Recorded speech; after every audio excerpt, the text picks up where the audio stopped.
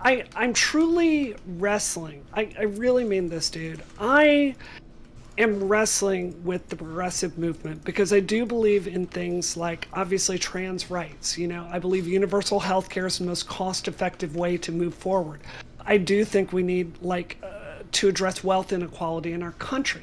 There are policies that I believe in, but I'm looking at the culture of the progressive movement, which more and more just does not seem intellectually honest to me, right?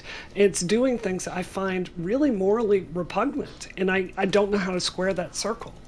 Yeah, and that was always a difficult thing for me. Like the easiest thing for me to get involved in like online debate shit in 2016 was what I was thinking is one, I have a really aggressive internet background, so I'm used to being a bully. And two, liberals are just right on most things. Like no offense, but like conservatives didn't believe in climate change. They thought that gay people shouldn't be allowed to get married. A lot of them like were still like fucking evangelical Christians that believe like in fucking 6,000 year old. Like conservatives just have a lot of dog shit ideas that just don't have any empirical backing on anything. They're just wrong most of the time. And I always thought that for liberals, I was like, why do you guys run from these conversations so much? Like just smash them. They're stupid. I shouldn't say they're stupid, but they're just so incorrect on so many things.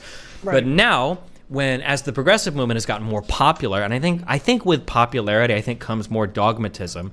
Now you've got like schools that like won't publish information if they think that it's like too bad for like the trans movement, or you've got people that are progressives that are unwilling to engage with more difficult conversations. Like I'm gonna stand the vaccines. I would eat 20 million boosters if I wasn't so lazy. Like I'll defend it all day long, but there are legitimate conversations to be had about whether or not it came from a lab in Wuhan, about like myocarditis and young men in certain ages. And it's really, really, really hard to have these conversations when you're fighting against like the dogmatic progressive establishment without it trying to come down and destroy you. Yeah. No, I'm fully in agreement. I mean, I grew up in a hyper-Republican household, and one of the things that really, really brought me over to the Democratic side was I looked around and I realized all my Republican friends were like really into religion, and that was they were really, really certain about everything.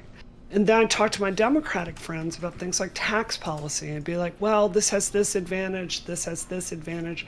It just seemed to be a more intellectually honest place to be.